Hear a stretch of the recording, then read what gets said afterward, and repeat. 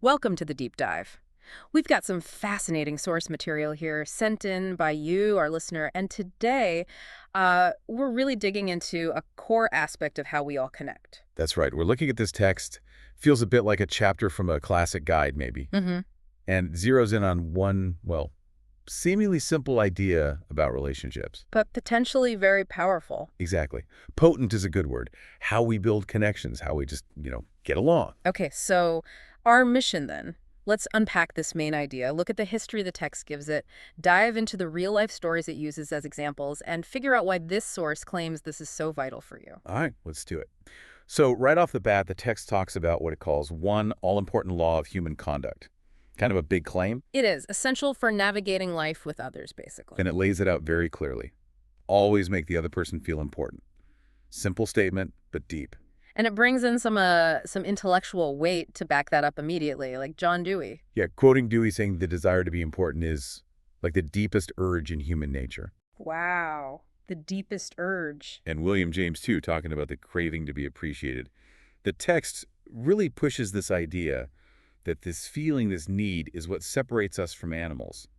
It's even suggested as the engine behind civilization itself. So not just a nice to have, but fundamental. Absolutely. Core to being human, according to this source. What I found really interesting is how the text immediately says, look, this isn't new. This idea is ancient. Exactly. It's not some, 21st century self-help trick. Mm-hmm. The source traces it way back. Like, how far back are we talking? Millennia. It mentions Zoroaster, like 2,500 years ago. Mm-hmm. Confucius, 24 centuries back. Lao Tzu, Buddha, 500 years before Christ. Even Hinduism, 1,000 years before that. Wow. So it's been a recurring theme across cultures and times. Definitely. And the text points out that Jesus kind of distilled it perfectly with the Golden Rule. Do unto others as you would have others do unto you. Makes perfect sense in this context, right? The text sort of flips it back on you, the reader. What do you want? You want people to approve of you, to recognize you. You want to feel significant. You crave appreciation, but, and this seems key, it has to be sincere. Yes, sincere appreciation, not just, empty flattery. It quotes Charles Schwab saying he was hearty in his approbation and lavish in his praise. So be generous with genuine praise. That's the idea. This historical look really frames it as a timeless truth about how we connect. Okay, so the principle is clear. Make others feel important, sincerely. It sounds good. But how does that actually work in, messy everyday life? Right. Theory is one thing, and this is where the source gets really practical, sharing these real-world examples, stories of this principle in action. Let's get into those. The first one I saw was about a post office clerk. Yeah, that one. Yeah. The author's waiting in line, sees this clerk doing a pretty monotonous job, and decides, okay, let me make this person feel good. Say something nice about him. Not just have a nice day, but something specific. Exactly. And what does he pick? The clerk's hair. His hair. Seriously. It sounds a bit funny, maybe. But he leans in and genuinely says something like, wow, I really wish I had your head of hair. Okay. And the reaction. Apparently, it was immediate. The clerk was, startled, then just beamed. Gave a modest reply, but admitted, yeah, other people have admired it. They had this nice little chat. Huh. Just from that one comment. Yeah. And the author felt the clerk probably went home feeling great, walking on air, as the text puts it. Now, the text anticipates the cynical take here, right? Like, what did you want from him? It does. And it pushes back hard. Yeah. It basically says, if you're so focused on the what's in it for me that you can't give honest appreciation freely, well, you're missing the point. It uses some strong words like contemptibly selfish and sour crab apples. Ouch. But the author argues something really valuable was gained. Not from the clerk, but internally. That feeling of doing something nice just to do it without expecting anything back. A feeling that flows and sings in your memory. Exactly. The reward is that internal satisfaction, that human connection, not some transactional benefit. Okay, another one that jumped out was the charity concert booth situation with David G. Smith. Oh yeah, the two elderly ladies, Rose and Jane. Classic, awkward social moment. Right, both thinking they're in charge, this great silence hanging in the air. How did he handle that? Well, Smith gets the cash box, Yeah. which is kind of the symbol of who's boss, right? Instead of just taking charge, he hands it to Rose. Oh, interesting. And he says something like, I'd feel better if you took care of this. I might mess it up. Makes you feel responsible, trusted. Okay, so Rose feels important. What about Jane? He turns to Jane and gives her a different but equally crucial job. Supervising the teenagers on the soda machine. another important role. Ah, so he didn't pick a side. He found a way to make both of them feel essential, but in different ways. Smart. Very smart. And the outcome. The tension just evaporated. Rose was happily counting, Jane was busy supervising, the evening was enjoyable, and Smith could relax. It worked perfectly. It's not just for big conflicts either, is it? The text talks about, like, everyday stuff, the waitress example. Right, simple courtesies, you order fries, you get mashed potatoes, happens all the time. Instead of getting annoyed. The suggestion is just a polite, "Oh, I'm sorry to trouble you, but I actually prefer French fries."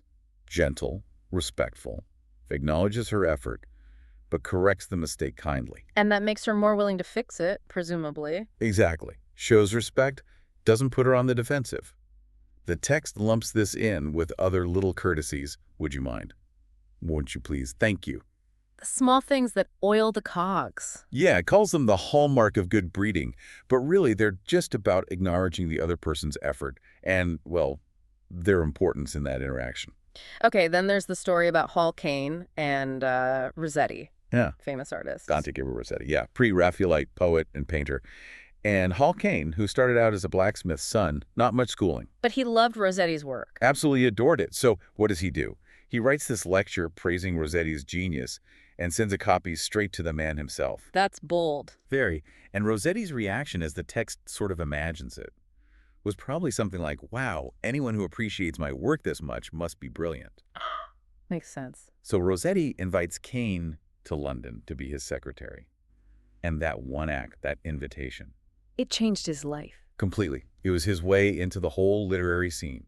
Met the right people, got connections, encouragement, became a hugely successful novelist himself, made a fortune, bought a castle. Incredible. All stemming from that initial act of sincere appreciation for someone already famous. Yeah, it shows even people at the top, people who know they're important in a public sense, still crave that genuine, personal acknowledgement of their work, their talent. Rossetti felt important, and Caine validated that. Let's switch gears to the classroom. The story about the teacher, Ronald Rowland, and the student, Chris. Right. Chris was described as, quiet, shy, lacking confidence. But the teacher saw potential. He saw a hidden fire, is how the text puts it. So he takes a chance and invites Chris into the advanced arts and crafts class.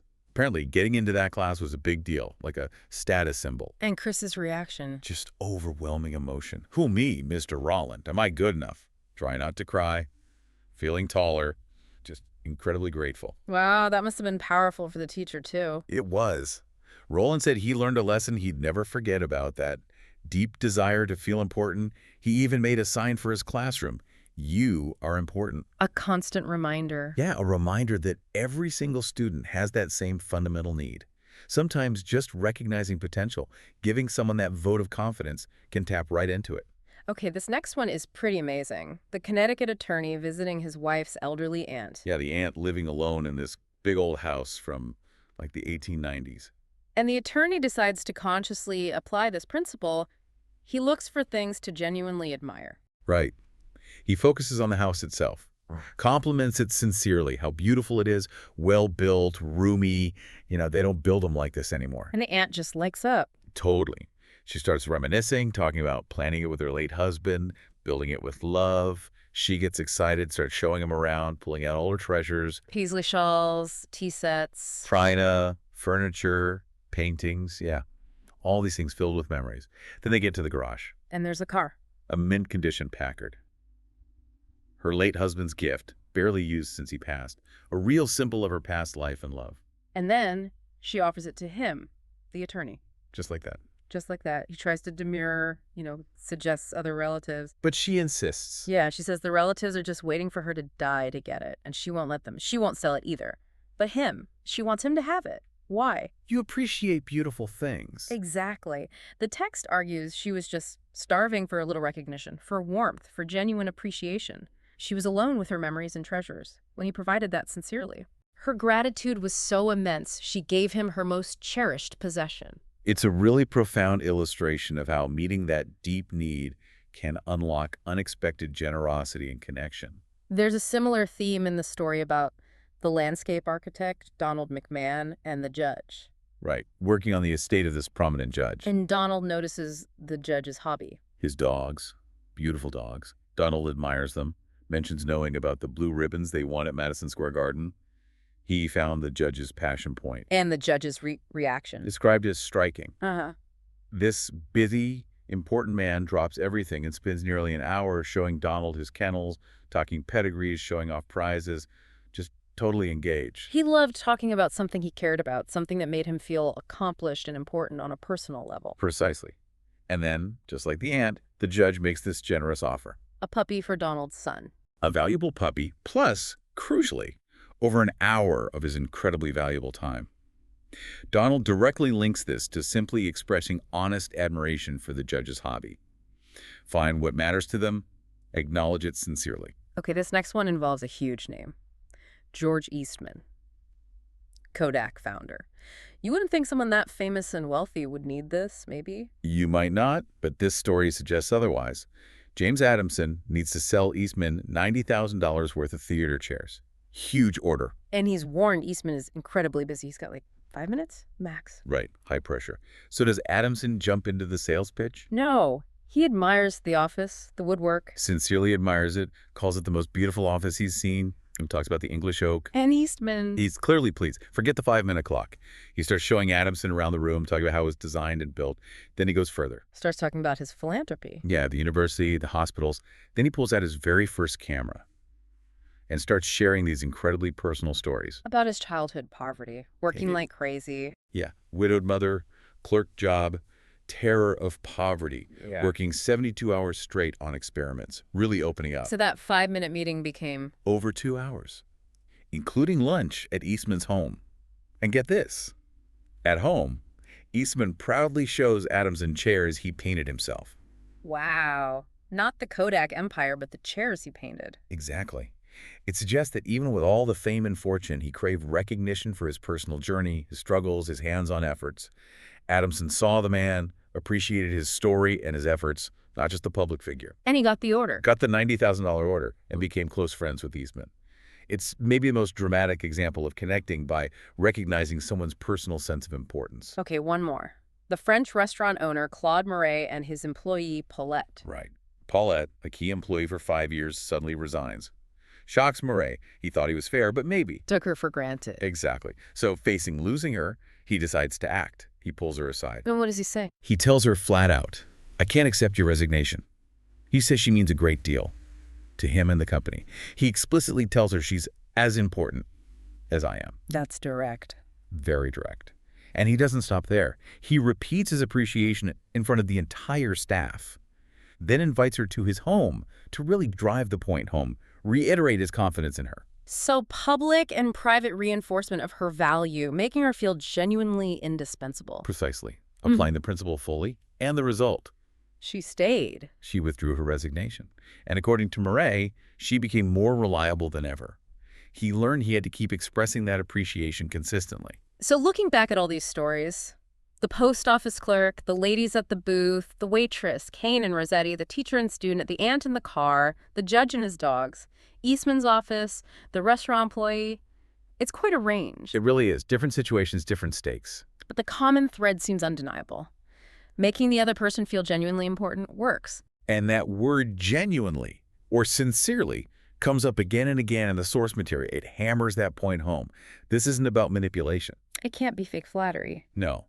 It has to be real recognition of something you actually appreciate or value in the other person, their situation, their efforts, their passion. Reminds me of that Disraeli quote the text uses, talk to people about themselves and they will listen for hours. Because it taps into that fundamental need we all have, according to this source.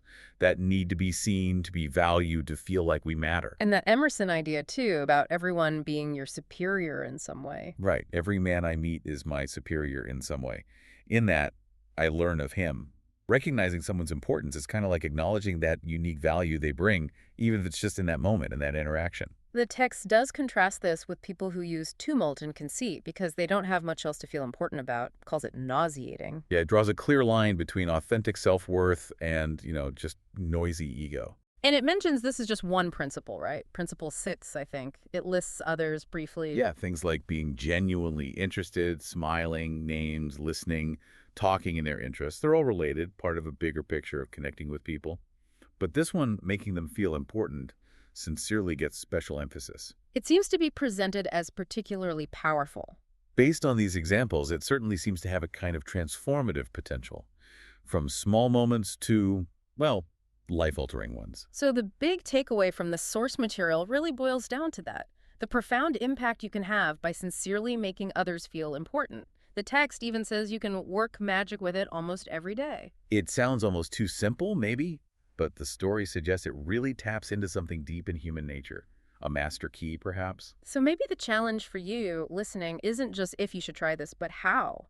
Thinking about the people you interact with. What is it about them that you could genuinely appreciate? What makes them feel important? Their work, their hobby, their perspective, their kindness. Finding that specific thing and then expressing it sincerely, who knows what might happen. It could just make someone's day. Or, as we've seen in these stories, it could lead to something much, much more. A connection, an opportunity, a resolution you didn't expect. A simple principle rooted in ancient wisdom with maybe magical potential, definitely something to think about.